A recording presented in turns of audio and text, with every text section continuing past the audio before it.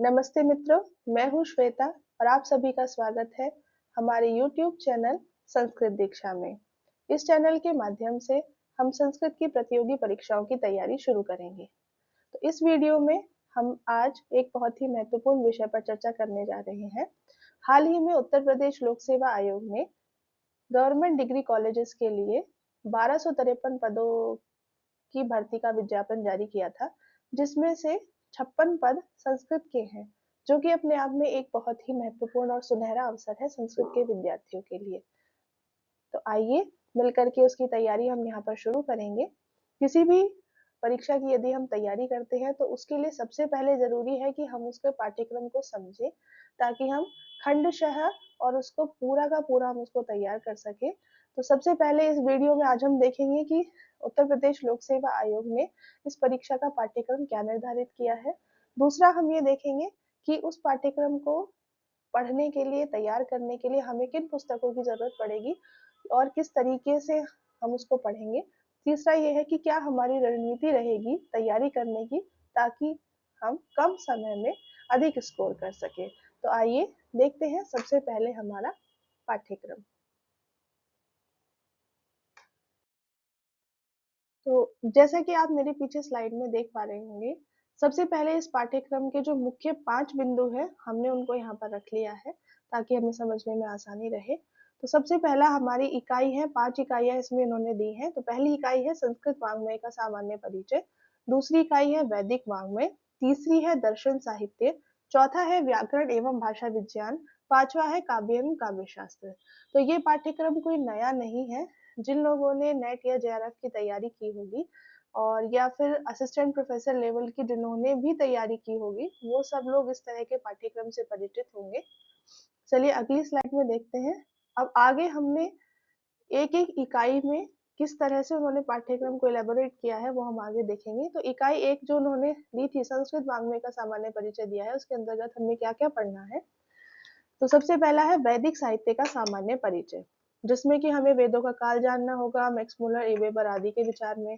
दूसरा हमें संहिता साहित्य, ब्राह्मण साहित्य, आरण्यक और वेदांग, इन सब का हमें एक सामान्य परिचय जानना होगा, जिसके अंतर्गत जो हमारे वेद हैं या फिर जो ब्राह्मण ग्रंथ है, आरण्यक है या फिर वेदांग है, उनका सामान्य परिचय ही हमें देखना होगा।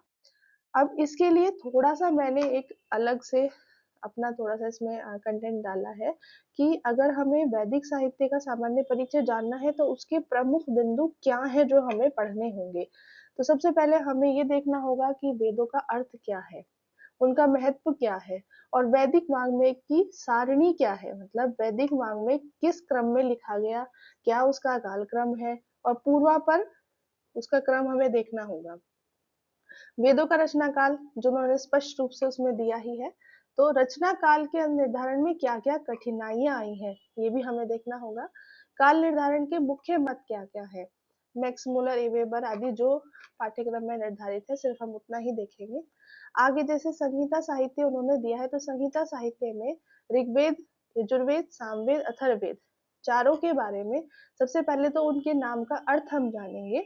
दूसरा उनका क्या अपना महत्व है, शाखाएं कैसी हैं, उनका विभाजन किस प्रकार से किया गया है, कौन उन मंत्रों के ऋषि हैं, छंद है और क्या क्या महत्वपूर्ण सूक्त है। सारे सूक्त हम नहीं देखेंगे, लेकिन कुछ महत्वपूर्ण सूक्त जो है वो हम जरूर देखेंगे। और यजुर्वेद में भी हम कृष्ण यजुर्वेद है, शुक्ल यजुर्वेद है, और कौन कौन से महत्वपूर्ण अध्याय और मंत्र है वो भी हम देखेंगे। सामवेद का भी जैसे प्रतिपाद्य विषय क्या है और सामवेदीय संगीत क्या है उसके बारे में भी हम जानेंगे।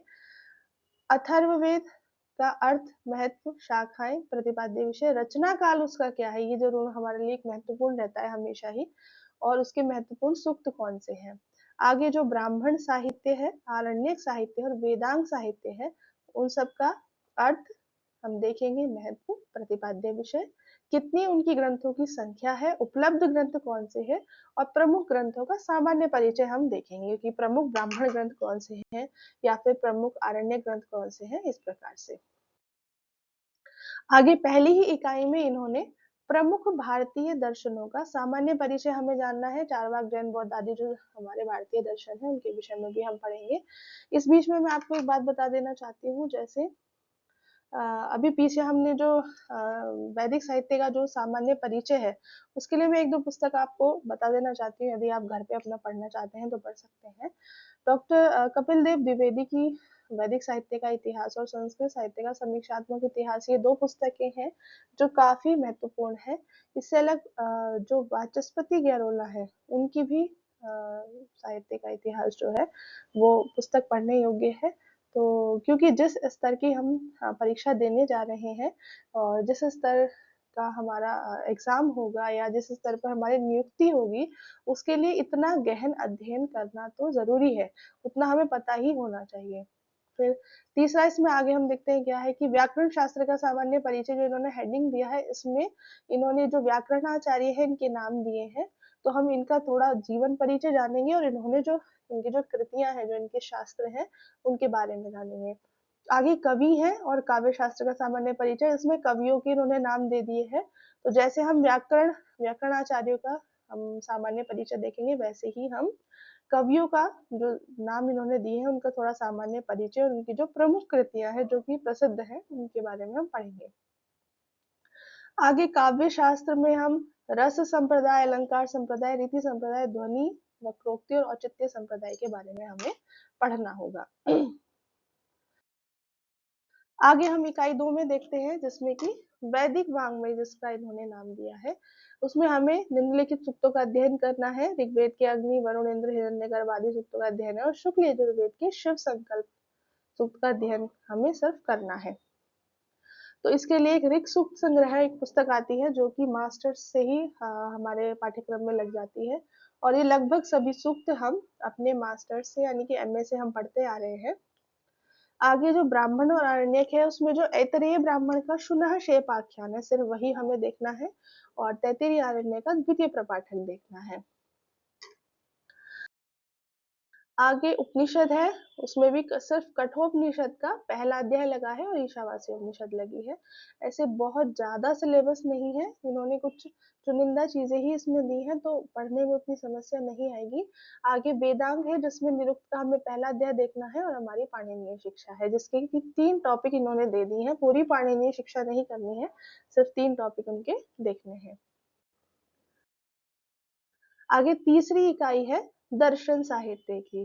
तो दर्शन साहित्य में सांख्य दर्शन के लिए ये हमारी प्रसिद्ध पुस्तकें हैं जो हम पढ़ते हैं हमारे मास्टर्स में आचार्य में ये पुस्तकें लगी होती हैं। सांख्य कारिका है जिसकी सिर्फ 40 कारिकाएं हमें पढ़नी है। वेदांत दर्शन के लिए वेदांत सार है जो कि पूरा लगा हुआ है। मीमांसा दर्शन के लिए अर्थ संग्रह है विधि निरूपण पर्यंत। और न्याय वैशेषिक का जो मिश्रित ग्रंथ है तर्क भाषा, उसमें हमें अनुमान प्रमाण पर्यंत पढ़ना है। आगे चौथी इकाई में व्याकरण एवं भाषा विज्ञान है। तो व्याकरण में सबसे पहले महाभाष्य है जिसका पश्पशादनिक लगा हुआ है। उसके भी इन्होंने टॉपिक दे दिए हैं जैसे शब्द परिभाषा है, शब्द और अर्थ का क्या संबंध है, व्याकरण के अध्ययन का क्या प्रयोजन है, व्याकरण की परिभाषा क्या है और साधु शब्द के प्रयोग का क्या परिणाम है, व्याकरण की पद्धति क्या है, ये प्रमुख टॉपिक इन्होंने दे दिए हैं। इनके बारे में ही सिर्फ हमें पढ़ना है। आगे हमें सिद्धांत कौमुदी से कारक प्रकरण पढ़ना है और लघु सिद्धांत कौमुदी से संज्ञाएं हैं, संधि है, समास है और स्त्री प्रत्यय पढ़ना है। लघु सिद्धांत कौमुदी से सुबंत है, इनके रूप देखने हैं, सुबंतों के और तिगंतों के रूप देखने हैं और कृदंत प्रत्यय हमें पढ़ने हैं। आगे हमारा भाषा विज्ञान है। भाषा विज्ञान के भी जो टॉपिक इन्होंने मतलब हमें बता दिए हैं हमें वही सिर्फ देखने हैं। भाषा की परिभाषा है, भाषा का वर्गीकरण है, ध्वनियों का वर्गीकरण है, मानवीय ध्वनि यंत्र कैसा है, मनुष्य का जो ध्वनि यंत्र है वो कैसा है, ध्वनि परिवर्तन के कारण क्या है और अर्थ परिवर्तन की दिशाएं और कारण, भारोपीय परिवार का सामान्य परिचय आदि टॉपिक्स इन्होंने जो इन्हें प्रमुख बिंदु लगे वो इन्होंने दिए हैं, वही सिर्फ हमें तैयार करने हैं, पूरा भाषा विज्ञान हमें नहीं पढ़ना है। आगे है इकाई हमारी 5 है काव्य एवं काव्य शास्त्र जिसमें हमारे पद्य के ग्रंथ लगे हैं मेघदूत, किराता अर्जुनयम, शिशुपाल वधम, नैषधीय चरित। जब इन सब का सिर्फ कुछ हिस्सा लगा है, प्रथम सर्ग लगा है सिर्फ, गद्य में दश कुमार चरितम है, कादम्बरी है और शिवराज विजयम है। नाट्य में स्वप्न वासव दत्तम है, अभिशान शाकुंतलम है, उत्तराम चरितम, मृच्छकटिकम रत्नावली है, और ध्वन्यालोक का सिर्फ प्रथम उद्योत ही हमें देखना है। आगे काव्य प्रकाश है, जिसके भी इसने दे दिए हैं टॉपिक, क्या क्या हमें करने हैं। अलंकार, प्रमुख अलंकारों का दे दिया है। आगे 10 रूपक है, 10 रूपक में प्रथम और तृतीय प्रकाश ही हमें सिर्फ पढ़ना है।